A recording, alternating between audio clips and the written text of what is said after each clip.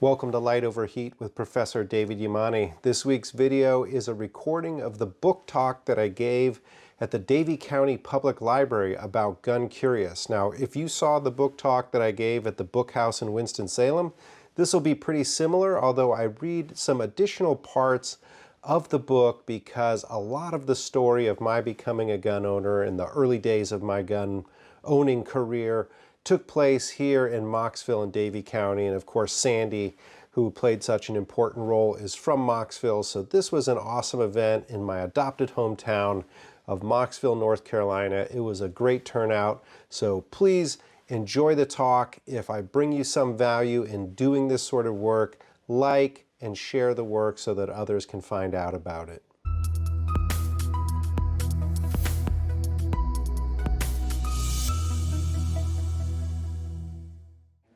I guess I'll get started with some thanks. First of all, thanks to you all for coming out on a beautiful summer evening. They always say, do not hold a book event any place that you wouldn't have a birthday party, because most of the people who are going to come out are friends and family. So, thanks to friends and family, especially for coming out, and also new friends. I would especially like to thank my mother-in-law, Irene Stroud, who has prepared a lovely table back there of refreshments, and my next-door neighbor, Doris Miller, who's made an amazing cake that we've kept wrapped up as incentive for people to stay to the end. And also special thanks to Sandy, who's passing out your party favors right now and is the only person who's read every word of this book other than me, and more times than she cares to remember. So I'll just begin by reading the dedication, which is to Sandy. So, for Sandy, my lifeline, who encouraged me to believe that knowledge can build a bridge. And this idea of knowledge building a bridge is something that I'll return to later in the talk. So basically what I want to do is sort of first tell you a little bit about this surprising journey into gun culture that I've been on, and I'll read some selections from the book, and particularly sections that are set here in Davie County, which is, again, one of the reasons why I'm really excited to be able to talk to you here at the library. And then I'll step back from my personal story and talk a little bit about the broader issue of guns in American society, because it's such sort of divisive issue, and I want to talk a little bit about, I think, ways that we can do a better job talking about that, and then hopefully have some time for questions at the end, and then around 7 o'clock, I'm happy to sign some books for you, and I'll have a little bit more to say about that at the end also. So the subtitle of the book is A Liberal Professor's Surprising Journey Inside America's Gun Culture, and probably the most surprising part of the whole story is that I took this journey at all, that I became a gun owner and that I wrote a book about it. And just telling you a little bit about my background hopefully will begin to explain why that is a surprise. So basically, right from the beginning of the introduction, I say, like many preteen boys, even in the deep blue liberal cultural bubble of the San Francisco Bay Area, I passed time with my friends in the late 1970s shooting BB guns. We would drink cans of Shasta soda as we walked up to a pond up the hill behind the high school. When they were empty, we used the cans as targets. We also shot at whatever else caught our eyes: rocks, trees, the water. At one point, I can't remember exactly when or why, I saw a bird sitting on a tree across the pond. It seemed too far away to hit, but showing off for my older friends, I took aim and pulled the trigger anyway. The bird did not react at all. It just fell from its perch like a stone. Although my friends were impressed, I felt queasy. I didn't touch a gun again for 30 years.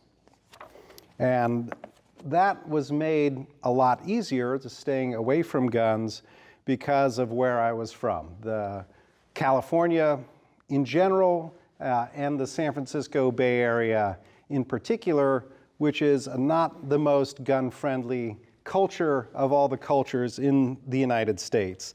And that sort of what I call a blue, liberal, gunless kind of bubble followed me through high school, and after I graduated to the University of California at Berkeley for my college years, and then to the University of Wisconsin in Madison, which is sometimes known as the Berkeley of the Midwest, and then even into my first professional job as a sociologist at the University of Notre Dame. Now, when I moved to North Carolina in 2005 to Winston-Salem to take a job at Wake Forest, things sort of began to change. I started noticing guns around me much more commonly. You could see billboards advertising gun stores, or signs on the street for concealed carry classes, or for gun shows, and then you start talking to people you play tennis with, and you realize that even the IT guy or the marketing professional that you play tennis with or your real estate agent, everybody has a gun except you. So this is how I started to feel. And then 2010 became a real pivotal moment for me. Oh, I forgot to say, this is North Carolina's record in terms of gun control. Very bad. So I was in the summertime at a tennis tournament with my oldest son, Paul, and we were in a rain delay in Rome, Georgia, and not much happening in Rome, Georgia, so we were in the hotel room, and I was just flipping through the channels on the TV.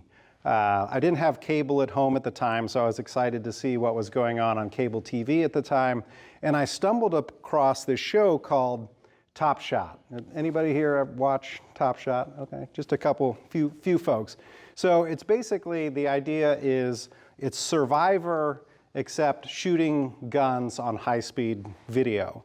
And I was just transfixed at watching really the amazing feats of marksmanship that the competitors were performing, like shooting backwards over your shoulder, aiming with a mirror like Annie Oakley, or using a 19th century revolver to drive nails by hitting the head of the nail.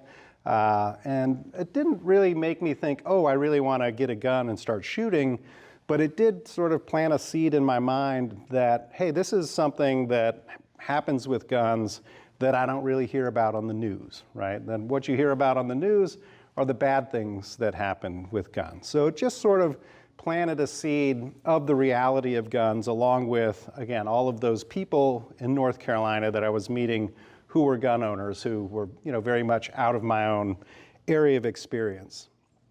And then the other thing that happened in 2010, a few months later, was I was taking my kids home, my two youngest kids, we're in the parking lot of our apartment complex in Winston-Salem, and I saw my neighbor being accosted by either her boyfriend or her drug dealer, or it might have been both. And I just, sort of instinctively but naively also sort of stepped forward to ask if everything was okay. And the person that she was with told me to mind my own business.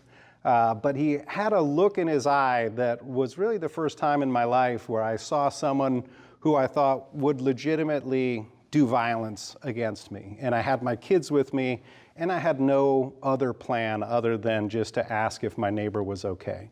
So again, didn't think, oh, I better get a gun, so I'm going over to the gun store this afternoon, but it planted a seed in my mind of uncertainty in a way that I had never had before.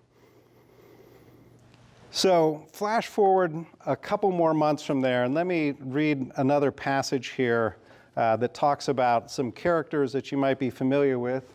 Sandy over here, and then, I don't know, does anybody know Jimmy Staley? He's not as, oh, okay, you didn't want to admit it, but I understand. So Jimmy Staley also appears in this story. So I say flash forward 6 months from the Top Shot Marathon to a conversation with my friend and now wife, Sandy, over peppermint lattes at the local Starbucks. Now, neither of us recalls how we got onto the topic of guns, but we both distinctly remember the point at which Sandy told me she carried a Beretta M9 service pistol in the United States Coast Guard. I asked incredulously, "You carried a gun?" Yes, she replied, I even received an expert medal for pistol and sharpshooter distinction on the M16. Now, I knew Sandy served in the Coast Guard, but it never occurred to me that she would have carried a sidearm as part of her daily responsibilities. Now gun curious because of Top Shot and sensitized to their possibility by my disturbing apartment encounter, Sandy's story came at just the right moment. It inspired me to overcome my long-standing fear of guns by learning how to shoot.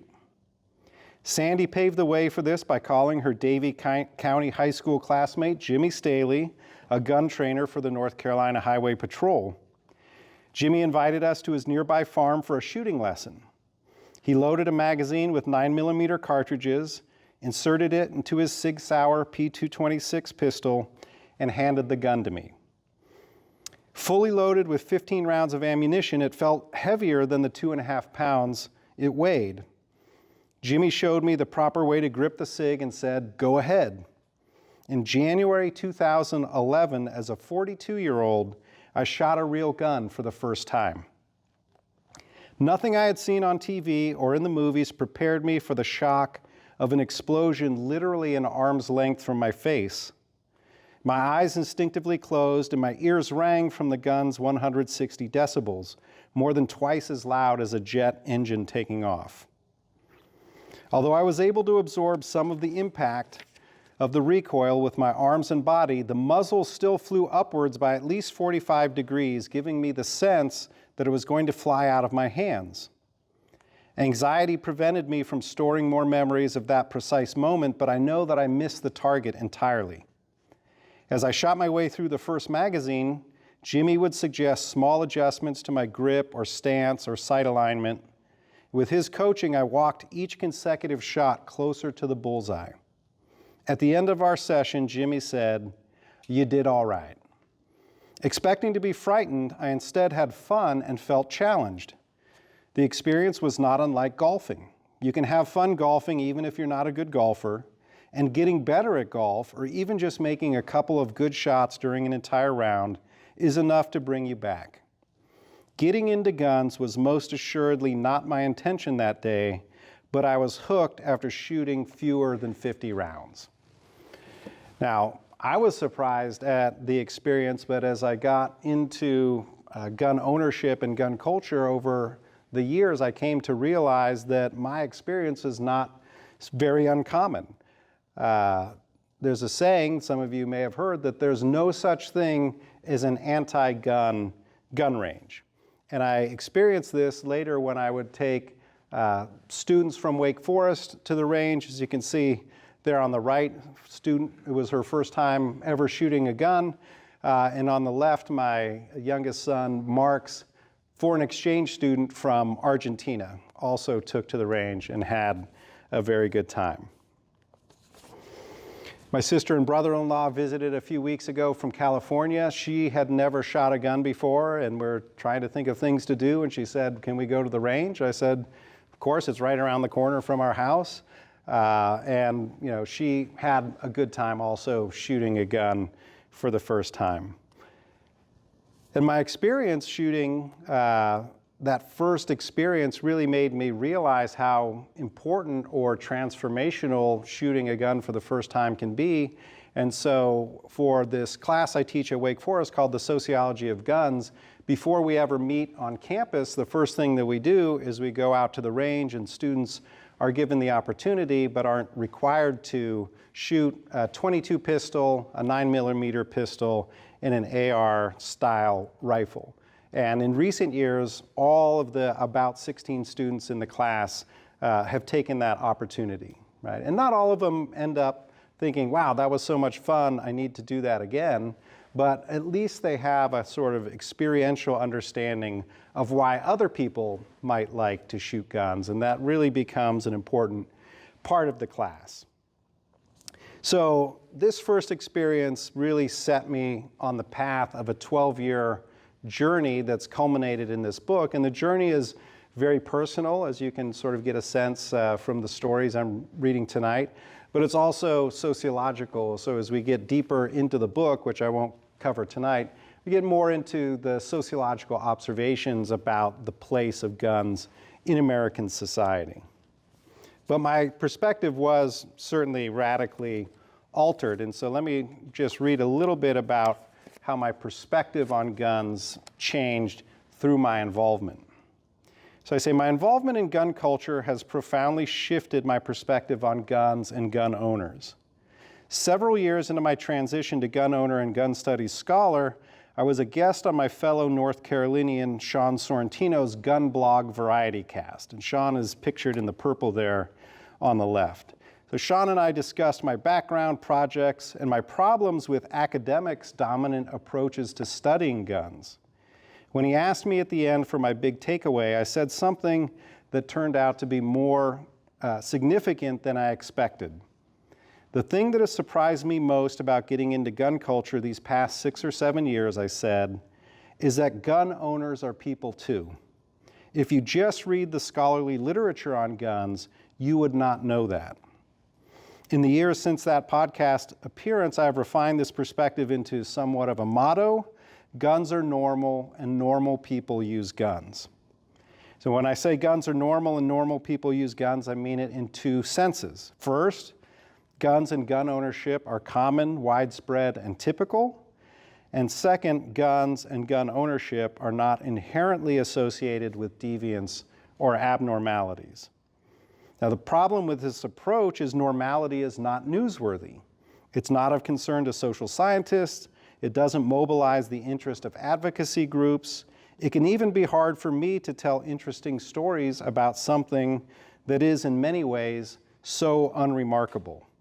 And yet it is my dominant experience of guns and gun owners. And being here in Mocksville, North Carolina, I'm guessing it's your dominant experience of guns and gun owners as well.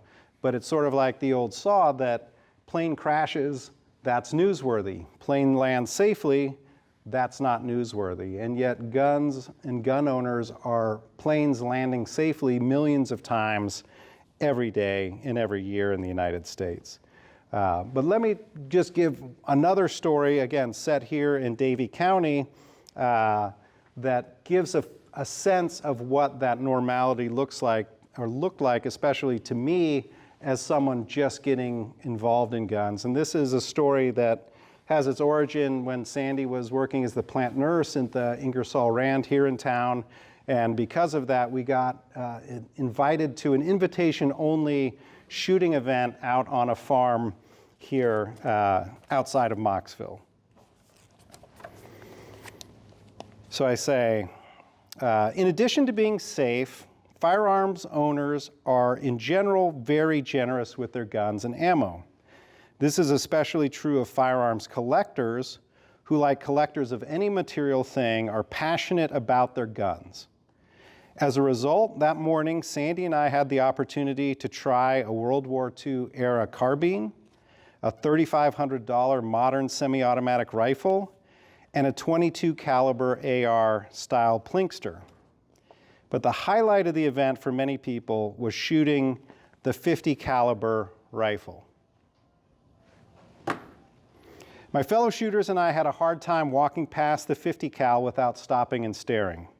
A .50 caliber bullet and the rifle that fires it are both extremely large in comparison to the rifles people typically shoot. The .50 caliber round is more than twice as wide and long as a typical AR-15 bullet and weighs nearly 10 times as much. The rifle itself is 5 feet long and weighs more than 30 pounds. Too long to fit on the picnic benches and too heavy to shoulder, the .50 cal was set up to shoot on the ground. During the invitational shoot, anyone who wanted to try the .50 cal could do so by paying $3 for a single round of ammunition. Sandy and I did not throw away our shots, not knowing if or when the opportunity would come again. After the RSO's brief overview of the AR-50's bolt action, I got in a prone position behind the rifle and aimed at a water-filled milk jug 100 yards downrange. This would be an easy shot on a weapon whose effective range is 1,800 yards, but for some reason I laid down on the wrong side of the rifle, shooting it right-handed rather than from my dominant left-hand side. I could not get my cheek placed correctly on the stock, nor my eyes fixed on the scope well enough to get a steady aim on the target. I readjusted so many times that I lost track of the target altogether. Feeling everyone's eyes on me, I just pulled the trigger when I thought I was close. A big cloud of dust short and left of the target showed everyone how badly I missed. It wasn't until we walked downrange later that we saw how bad I really missed. I actually nicked one of the U-channel stakes at the edge of the range, as you can see from the photo on the right. Sandy laughed. To this day, she never misses an opportunity to remind me that I took out the fence while she drilled a 20-ounce Aquafina bottle on her first attempt, pictured in the center. We were just a group, although I felt embarrassed, no one else seemed to care much. We were just a group of recreational shooters having a good time. It's impossible to know how much of this unproblematic shooting takes place in the US out of the public eye. Some 30 to 40 people gathered on a private range on someone's farm for a safe and fun day of shooting, eating, and socializing. So when I say guns are normal and normal people use guns, this is sort of what we're getting at here. Now, just in the same way, it was no surprise that growing up in the San Francisco Bay Area, I would be able to avoid guns. It's also no accident that knowing someone from Mocksville played a big role in my becoming a gun owner. At the time I was getting into guns, in fact, Mocksville was rated as the most redneck city in the state of North Carolina. Okay? And a big part of that rating was the fact that we had the highest per capita number of gun stores in the state. Also some other criteria there. And let me just read one final story before I step back to think about some of the broader lessons. So coming from outside gun culture, I had no idea just how common guns are in many parts of our social world. In 2005, I moved to Wake Forest University, and the liberal academic bubble insulating me from guns began to break down. Much of the credit for this is due to my native North Carolinian wife. Sandy grew up in the next county over from Winston-Salem, in the most redneck city in the state of North Carolina, Mocksville. Now, this title is not just my opinion. It's based on an analysis by Road Snacks, an infotainment website that analyzes various types of data to offer humorous but telling insights into different communities. Among the many redneck criteria used by Road Snacks, Mocksville ranked #1 in 3 categories: tobacco stores, fishing shops, and gun stores per capita. And the picture they used in this story was Davie Outfitters, where I've bought at least 2 guns, so that was appropriate. So guns were a normal part of life for Sandy growing up in Mocksville in the 1970s and 80s, as they were abnormal for me in the San Francisco Bay Area. Hunter safety education was taught as a mandatory part of her physical education class with Ms. Steelman at Davie County High School, where rifles were routinely stored on gun racks in the back windows of trucks in the school parking lot during hunting season. And I'm sure some of you remember that well. The difference in our social backgrounds persisted into adulthood. Riding with Sandy on State Highway 421 in a rural area outside of Winston-Salem one afternoon, I looked out at an open cornfield and saw a wooden structure that seemed very out of place. It looked like a freestanding tree house, an elevated square enclosure with a ladder and window openings. I mused, "Sandy, isn't that a weird spot for kids to build a fort?" Sandy looked at me as if I were from another planet, which I sort of was, and said, "That's a deer stand." She also had to explain to me what deer stands are used for. And despite this abnormality, she married me anyway. Now, I don't want to make a claim that guns are all unicorns and rainbows and all positive, because I think we all know that there are aspects in which guns can be very devastating. And I think the key is to think about the fact that both of these things can be true at the same time, right? Guns can be generally used by normal people for normal and positive purposes, but also be incredibly devastating when they're used for negative purposes, criminal purposes, or for self-harm. So my goal is to really understand guns in all of their complexity. And let me just read from the beginning of the conclusion where I give my sort of overarching idea about the complexity of guns. So I say, if there's a single overarching lesson I've learned in my search for the truth about American gun culture, it's the importance of understanding that guns are not one thing, but many, and paradoxical at that. They are fun and frightening, dangerous and protective, diffuse and concentrated, unifying and divisive, attractive and repulsive, interesting and controversial, useful and useless, good and bad, and neither good nor bad. This is to say, guns are not inherently anything. They take on different meanings according to the various purposes to which people put them. And this is the real paradox that I think we fail to grapple with as a society. And those of you all got your party favor, the finger trap toy, I'm sure that many of you are familiar with. For me, the finger trap toy is a perfect metaphor for the way that we talk about guns in American society, right? So guns are either good or guns are evil, right? Guns are either the salvation of democracy or they're destroying democracy, right? From my cold dead hands, or you love your guns more than you love kids, right? And this constant pulling against each other has us trapped, right? We are literally trapped as a society in our debates because we're constantly trying to treat guns as either one thing or another. Now my fingers are stuck in here. Oh, okay. So how do you release tension when you're stuck in a finger trap, right? Every kid knows, or every kid comes to learn. Did you figure it out? Yeah? Oh, you twisted yours out because you've got skinny fingers. When you get fat old fingers, it's going to be harder, right? In order to get out of the finger trap, right, you have to come to the middle, right? You have to understand that it's not either or, but that it's both and. And again, to paraphrase Sandy and the Judds, knowledge can build a bridge, right? So if we have a better empirical understanding of guns, right, then we can start to come to the middle and release some of that tension. And that's what I try to do in, the book isn't all about me talking about how great Sandy is, although, people did ask for more Sandy in the early rounds of reviews.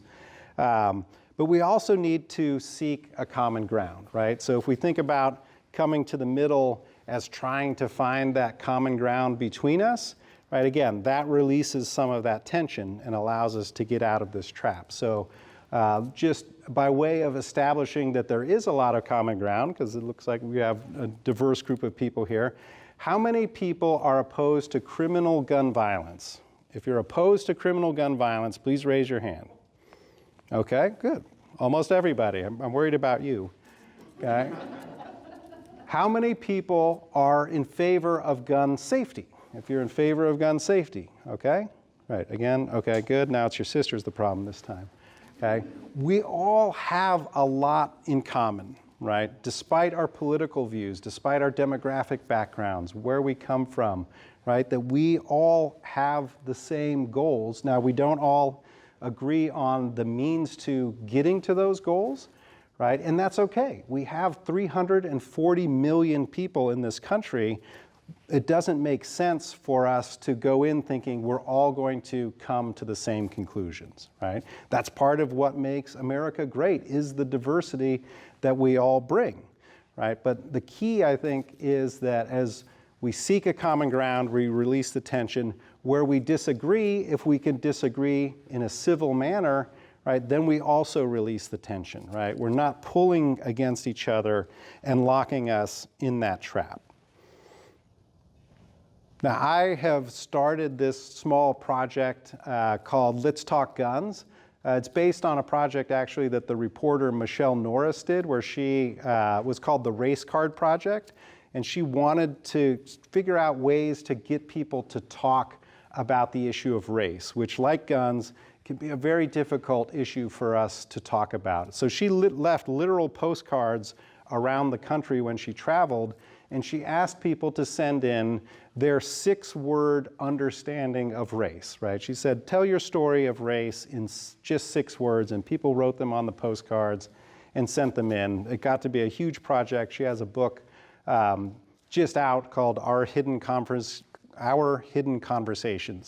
And it really tells the story of what she found in the process. So I've been collecting these 6-word descriptions of people's understandings of guns. And we get to see some of the diversity in the ways that people understand guns in just 6 words. Now, one of the first people who responded actually responded, I would rather not tell you, right? Which is obviously it's a truthful response, but it's a little disappointing in the sense that it reflects the very inability of us to talk about the issue, because a lot of people are reluctant to talk about guns because people are not always receptive, right? If you are pro-gun, then you're not always receptive of people who have concerns about guns. If you're a gun skeptic, you're not always feeling like pro-gun people are going to hear what you have to say.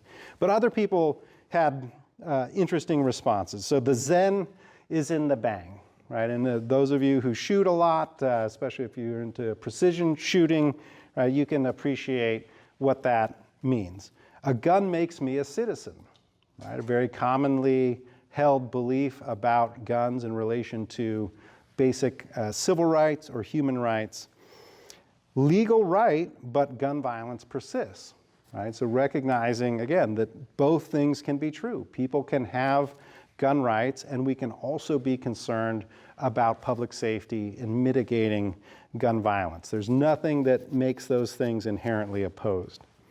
Protect family, gun safety needs limitations, right? Again, we may not all agree with those 6 words, but just having those 6 words out there for us to talk about, to think about, I think gets us further down the road toward better conversations about this important issue than just yelling at each other back and forth on social media. And which brings me to my final conclusion, and then I'll wrap up and see if anybody has some questions. So I conclude, this are the last 2 paragraphs of the book. So I say, to reclaim the benefits of civil conversations about guns, we need to get out of our echo chambers. A robust democracy in America depends on the willingness of gun people and non-gun people across the political spectrum to approach each other with civic grace, which allows us to embrace each other as equal citizens and fellow humans despite our differences. Because so many gun spaces are traditionally occupied by conservatives, becoming a gun owner got me out of my blue bubble. I was not red-pilled, as some alt-right culture warriors might hope. When I became an armed American, I did not cease to be a liberal professor. I have, however, gotten to know many people who are demographically and culturally different from those I know best from my 25 years of full-time work as a sociologist. My journey inside American gun culture has allowed me to meet and befriend many people with whom I have little in common other than our citizenship and humanity. And this is the most important lesson of all. Thanks very much.